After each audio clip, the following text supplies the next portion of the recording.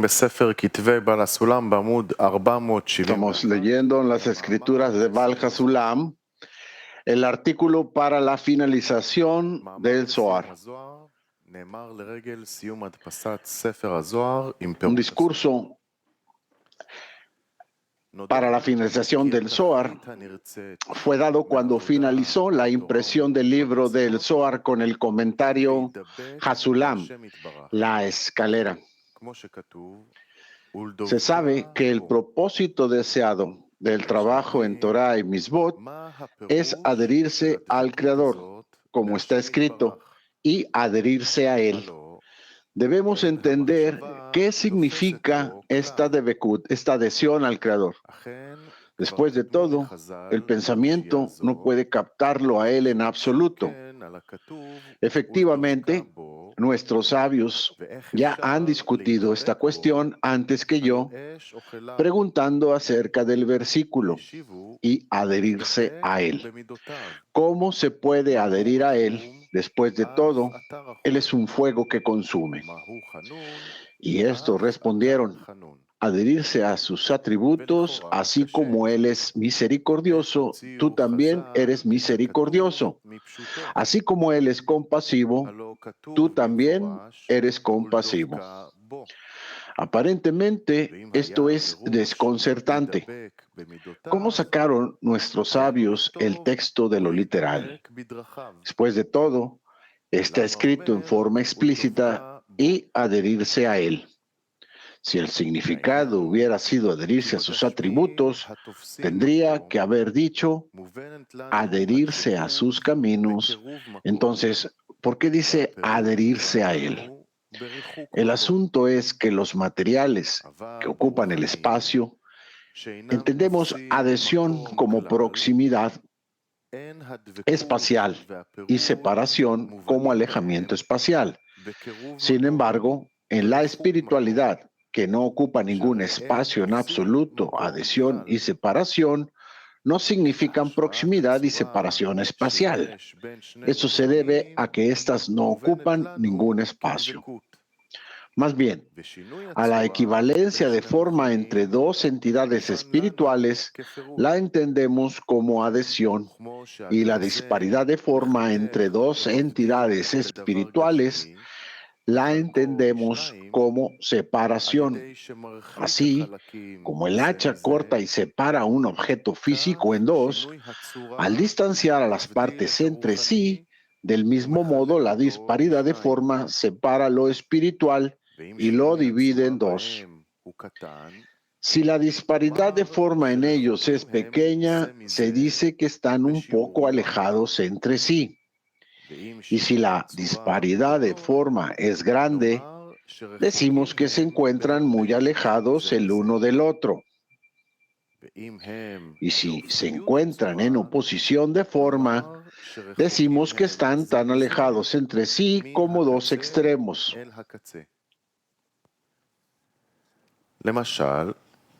Por ejemplo, cuando dos personas se odian, se dice acerca de ellos que están tan separados entre sí como el este del oeste.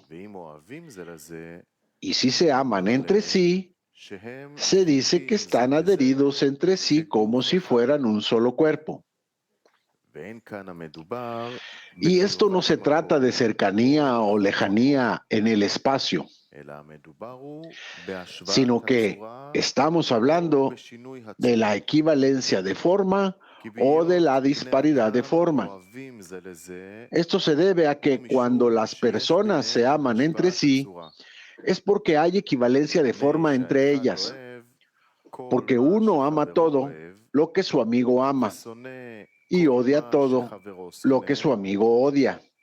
Están adheridos entonces entre sí y se aman el uno al otro. Sin embargo, si hay alguna disparidad de forma entre ellos y uno ama algo a pesar de que su amigo odia eso mismo, entonces, de acuerdo con su disparidad de forma, así se odian el uno al otro. y están separados y alejados entre sí.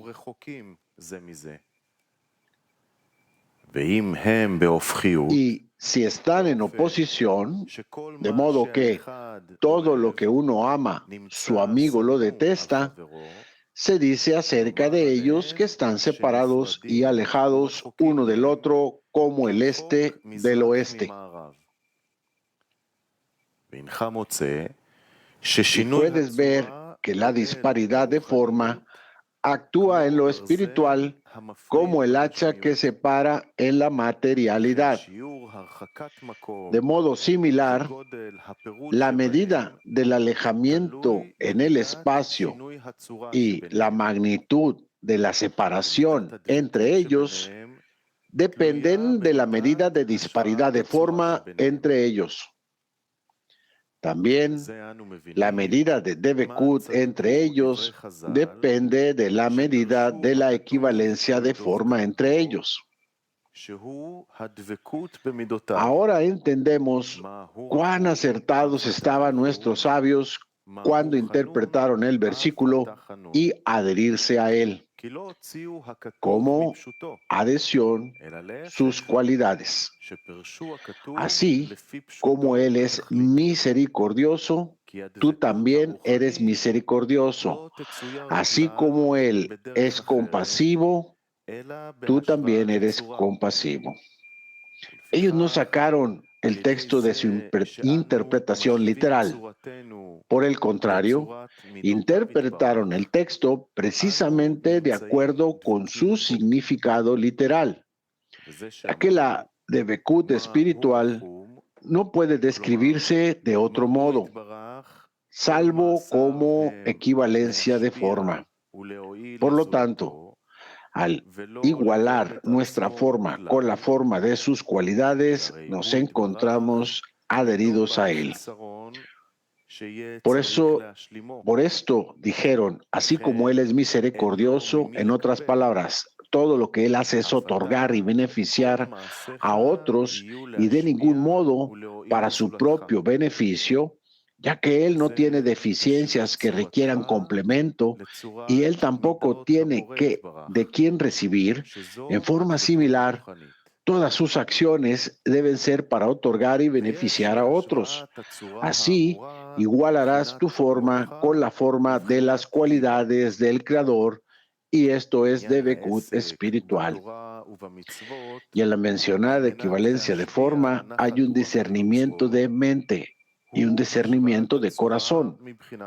Y el asunto de ocuparse en la Torah y en las misbot para otorgarle contento a su hacedor es la equivalencia de forma en la mente.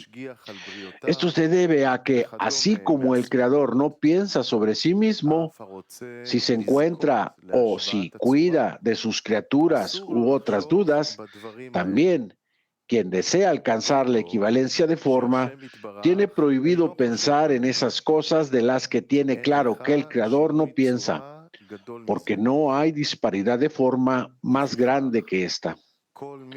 Por lo tanto, quien piensa estas cosas seguramente se encuentra separado de él y no conseguirá la equivalencia de forma jamás. Esto es lo que dijeron los sabios, que todos tus actos sean en nombre de los cielos, es decir, adhesión a los cielos. No harás nada que no lleve a esta meta de la adhesión.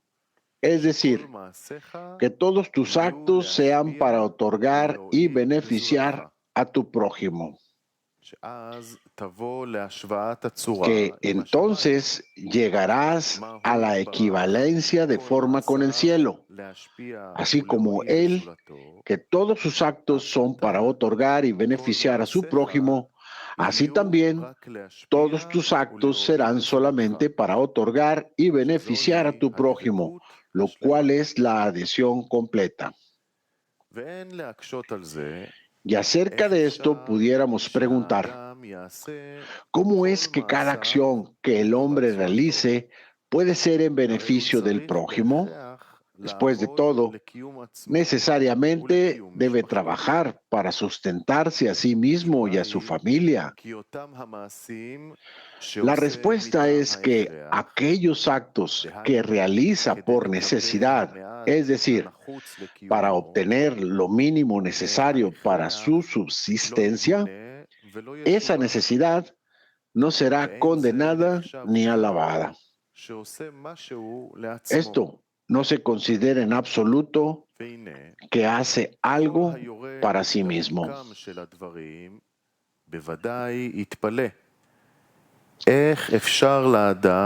Todo aquel que descienda a la profundidad de los asuntos, seguramente se sorprenderá. ¿Cómo puede el hombre llegar a la completa equivalencia de forma, de modo que todas sus acciones sean para otorgar a otros, mientras que todo el ser del hombre es recibir para sí mismo? Por el lado de su naturaleza, al ser creado, es incapaz de hacer ni siquiera un pequeño acto en favor al prójimo. Y cuando otorga al prójimo, está obligado a estar expectante que al final recibirá por medio de ello una retribución que es muy conveniente. Y si todavía dudara de la retribución, se abstendría de realizar el acto.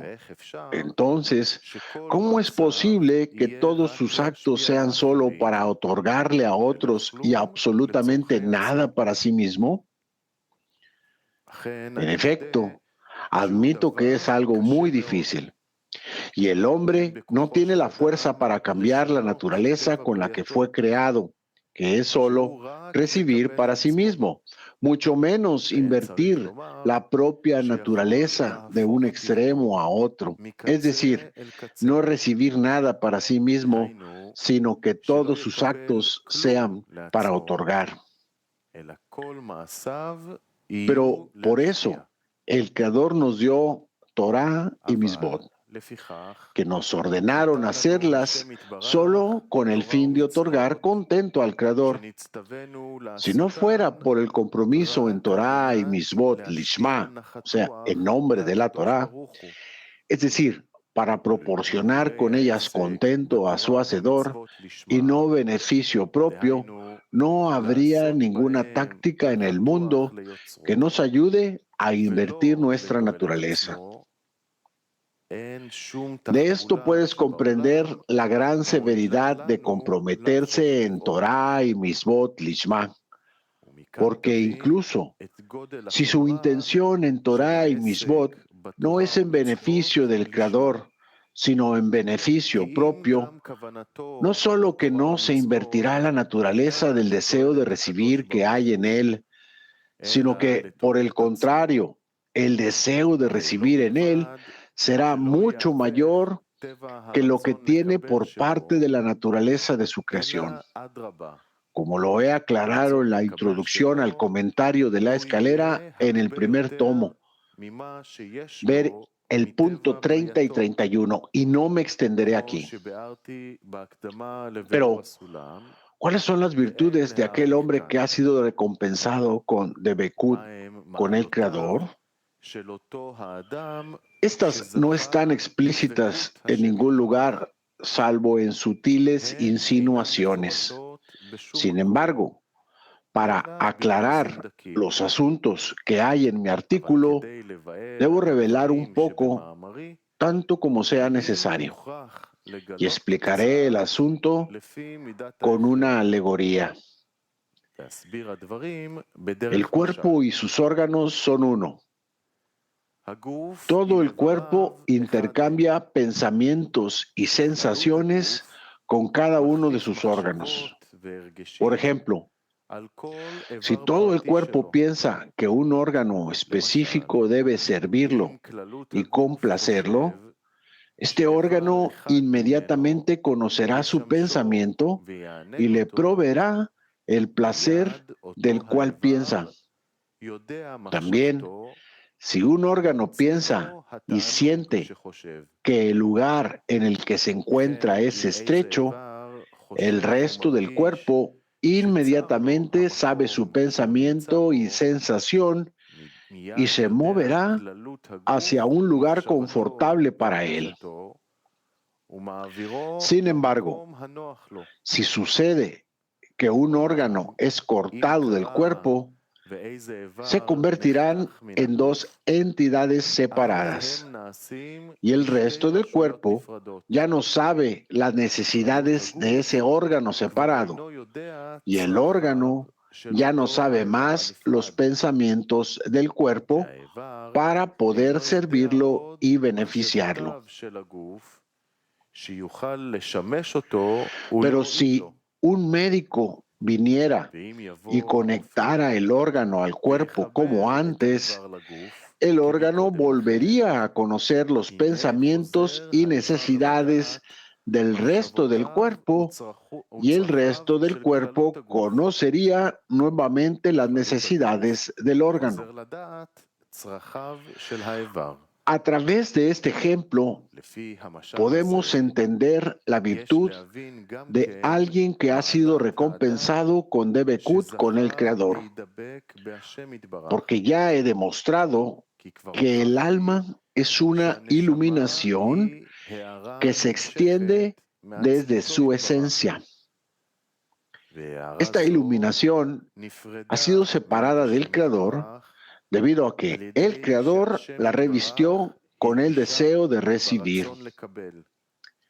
Esto es así porque el pensamiento de la creación de deleitar a sus criaturas creó en cada alma el deseo de recibir placer. Entonces, esta disparidad de forma del deseo de recibir separó esa iluminación de su esencia y la convirtió en una parte separada de él. Y profundiza allí en la fuente mencionada, porque aquí no es el lugar para extenderse en ese tema. De esto resulta que cada alma estaba incluida en su esencia antes de su creación, pero con la creación, es decir, con la naturaleza del deseo de recibir placer que ha sido grabado en ella, adquirió disparidad de forma y se separó del Creador, cuyo único interés es solo otorgar, porque la disparidad de forma separa en la espiritualidad como el hacha lo hace en la corporalidad, tal como fue explicado con anterioridad. Resulta que el alma es completamente semejante a la alegoría del órgano que fue cortado y separado del cuerpo. Aun cuando antes de la separación el órgano y todo el cuerpo eran uno e intercambiaban pensamientos y sensaciones entre sí, después que el órgano fue cortado del cuerpo, se convirtieron en dos entidades. Y ya una no conoce los pensamientos y necesidades de la otra, mucho menos después de que el alma se vistió en un cuerpo de este mundo. Se interrumpieron todas las conexiones que tenía antes de separarse de su esencia y son como dos entidades separadas. De acuerdo con esto, se sobreentiende la virtud del hombre que ha sido recompensado con adherirse de nuevo a él. Esto significa que ha sido recompensado con la equivalencia de forma con el Creador por medio de la fuerza de la Torá y las Mitzvot. Invirtió el deseo de recibir grabado en él, el cual lo separaba de su esencia, y lo transformó en deseo de otorgar, y todas sus acciones son solo para otorgar y beneficiar a otros, ya que ha igualado su forma con su hacedor. Esto es realmente semejante a aquel órgano que una vez fue cortado del cuerpo y luego vuelto a conectar al cuerpo. Este vuelve a conocer los pensamientos de todo el cuerpo, tal como era antes de separarse de él. También el alma es así. Después que adquirió equivalencia con él, vuelve a conocer sus pensamientos, como los sabía antes de separarse de él, debido a la disparidad de forma del deseo de recibir. Entonces, se cumple en él lo escrito. Conoce al Dios de tu Padre, ya que entonces es recompensado con conocimiento completo, que es conocimiento divino. Además, es recompensado con todos los secretos de la Torá, ya que sus pensamientos son los secretos de la Torá. Esto es lo que dijo Rabbi Meir. Todo aquel que estudia Torah Lishma es recompensado con muchas cosas. Le revelan los secretos y sabores de la Torah y se convierten en un manantial en crecida. Es decir, como hemos dicho, que a través del compromiso en Torah Lishma, que significa que tiene el propósito de darle contento a su Hacedor, a través de su compromiso en la Torah y no en su propio beneficio, en absoluto, es decir, entonces tiene garantizado adherirse al Creador, que significa llegar a la equivalencia de forma y que todas sus acciones sean para beneficiar a otros y de ninguna manera para beneficiarse a sí mismo, es decir, realmente como el Creador, que todas sus acciones son solo para otorgar y beneficiar a otros. A través de ello, vuelve a adherirse al Creador, como estaba el alma antes de ser creada. Por consiguiente, es recompensado con muchas cosas y es recompensado con los secretos y sabores de la Torá, porque, dado que ha vuelto a conectarse con el Creador, vuelve a conocer los pensamientos del Creador como la alegoría del órgano que vuelve a adherirse al cuerpo, y los pensamientos del Creador son llamados secretos y sabores de la Torá.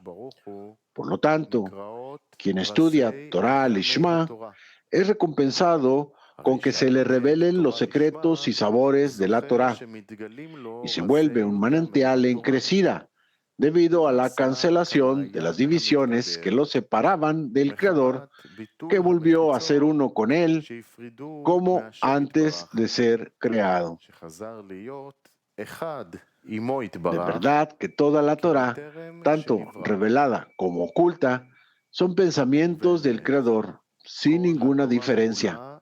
Sin embargo, es como un hombre que se está ahogando en el río, cuyo amigo le arroja una soga para salvarlo. Si la persona que se está ahogando toma la soga en la parte que tiene próxima a él, su amigo puede salvarlo y sacarlo del río. La Torá también es como esto.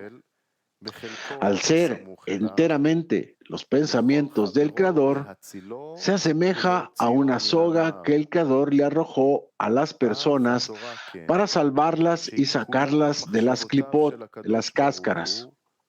El extremo de la soga que está cercano a todas las personas es la Torá revelada, que no requiere ninguna intención ni pensamiento.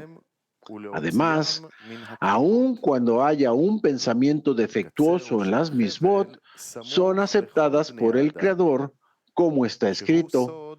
El hombre debe comprometerse siempre en Torah y misbot en Lo Lishma, no en su nombre, ya que desde Lo Lishma llegará al Lishma. Por consiguiente, la Torá y las misbot, que son el extremo de la soga, y no hay nadie en el mundo que no pueda agarrarla. Si la agarra con fuerza, es decir, que es recompensado con el compromiso en Torah y Mishvot Lishma, es decir, para darle contento a su Hacedor y no a su propio beneficio, entonces la Torah y las Mishvot lo conducen a la equivalencia de forma con el Creador. Este es el significado de y adherirse a Él. En ese momento es recompensado con alcanzar todos los pensamientos del Creador, llamados secretos de la Torah y sabores de la Torah, que son todo el resto de la soga, que no puede ser recompensado con esto, salvo después de alcanzar la Debekut completa. La razón por la cual comparamos los pensamientos del Creador, es decir, los secretos y sabores de la Torah con una soga, es que hay muchos grados de equivalencia de forma con el Creador. Por lo tanto, hay muchos grados en la soga, es decir, en alcanzar los secretos de la Torah. De acuerdo con la medida de la equivalencia de forma con el Creador, así es la medida de su alcance en los secretos de la Torah, es decir, en conocer sus pensamientos, que en general son 5 grados: Nefesh, Ruach, Neshama, Hayá, Yehidá. Y cada uno de ellos está compuesto por todos ellos. Y hay en cada uno 5 grados y sus elementos particulares, que en cada uno hay por lo menos 25 grados. Estos también son llamados mundos. Como dijeron nuestros sabios, en el futuro el Creador le dará a cada justo 310 mundos. Y la razón de que los niveles para alcanzarlo a él sean llamados mundos es que hay 2 significados para el nombre mundo. 1, que todos aquellos que ingresan en ese mundo les dan el mismo sentido y la misma sensación. Todo lo que uno ve, escucha y siente, también lo ven, escuchan y sienten todos aquellos que se encuentran en ese mundo. 2, que todos los que están en ese mundo oculto no pueden conocer ni alcanzar nada en otro mundo. Y además, existen estas 2 definiciones también en el alcance espiritual. 1, que todo aquel que haya sido recompensado con un cierto grado conoce y alcanza en todo lo que alcanzan quienes llegan al mismo grado en todas las generaciones, las que fueron y las que serán, y se encuentra con ellos en un alcance común, como si estuvieran en un mismo mundo. 2, que todos aquellos que llegan al mismo grado no podrán conocer y alcanzar lo que existe en otro grado.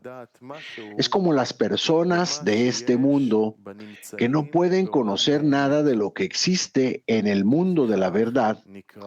Por este motivo, los grados son llamados mundos, ocultaciones. Por consiguiente, aquellos que tienen alcance pueden escribir libros y anotar allí sus logros a través de indicios y alegorías y conceptos para todos aquellos que hayan sido recompensados con los grados que los libros describen y que tienen un alcance en común con ellos. Pero aquellos que no han sido recompensados con la medida total del grado, como los autores, no podrán entender sus indicios. Aún más, entonces, en el caso de los que no hayan sido recompensados con ningún alcance, porque estos no entenderán nada de ello, ya que no tienen alcances en común. Ya hemos dicho que la Debekut completa y el alcance completo se dividen en 125 grados en total. De acuerdo con esto, antes de los días del Mesías, es imposible ser recompensado con la totalidad de los 125 grados. Y hay dos diferencias entre todas las generaciones y la generación del Mesías. Uno, que solo en la generación del Mesías es posible alcanzar los 125 niveles y no en el resto de las generaciones. Y dos, en todas las generaciones fueron pocos los que ascendieron y fueron recompensados con alcance y debekut, como escribieron nuestros sabios acerca del versículo: he encontrado un hombre entre 1000, que 1000 entran en la sala de estudios, y uno sale a enseñar, es decir, para debekut y alcance. Pero en la generación del Mesías, cada uno puede ser recompensado con debekut y alcance. Es como han dicho, porque la tierra estará llena del conocimiento del Señor, y ya no enseñarán más cada uno a su prójimo, ni el hombre a su hermano, diciéndole, conoce al Señor, pues todos me conocerán, desde el más pequeño hasta el más grande. La excepción es Rashbi y su generación, es decir, los autores del Zohar, que fueron recompensados con los 125 grados completos, aun cuando era previo a los días del Mesías. Está dicho acerca de él y sus discípulos: es preferible un sabio a un profeta. Por lo tanto, encontramos muchas veces en el Zohar que no habrá una generación como la de Rashbi hasta la generación del rey Mesías. Este es el motivo que su gran composición produjo un impacto tan grande en el mundo, ya que los secretos de la Torá en esta ocupan el nivel de todos los 125 grados.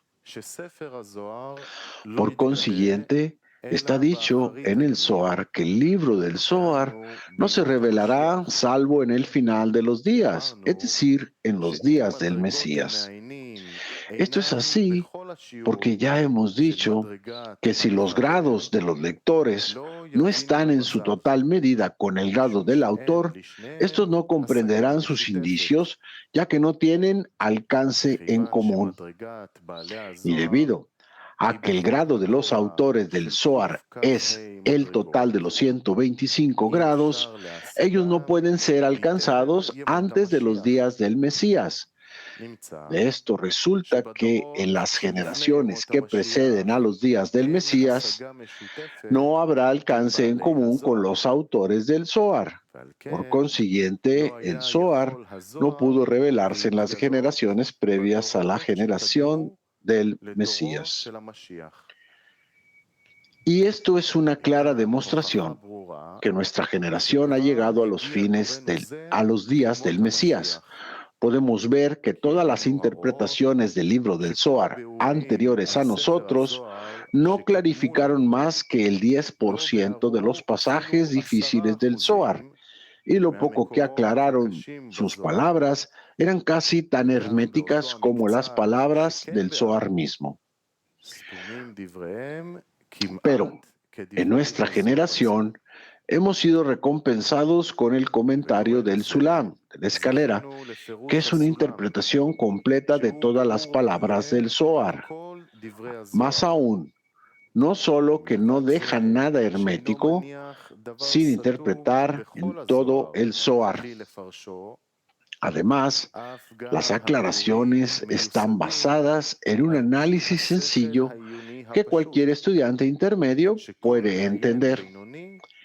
Y dado que el Zohar se reveló en nuestra generación, resulta una demostración clara de que ya nos encontramos en los días del Mesías, en el comienzo de esa generación de la cual se ha dicho, y la tierra estará llena del conocimiento del Señor. Debemos saber que los asuntos espirituales no son como los asuntos físicos donde otorgamiento y recepción ocurren simultáneamente. Rav, hasta aquí. Bueno.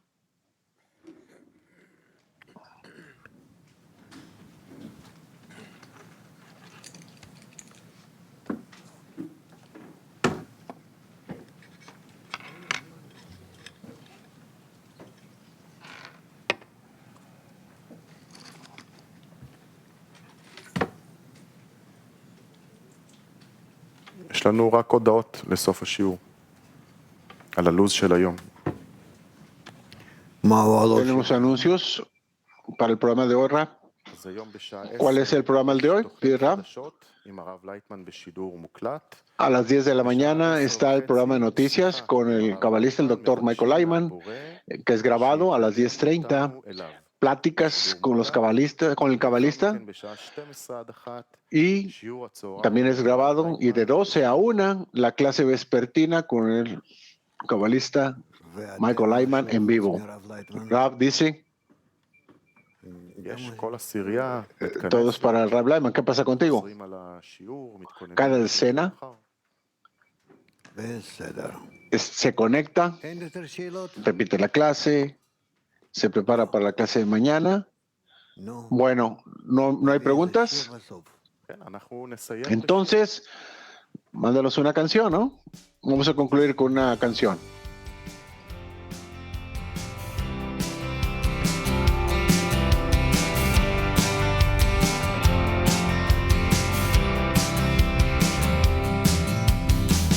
In every corner of the world we've been searching, together following the sin that leads to life. To reach heart, there's a door to love, where we find a way to rise above ourselves.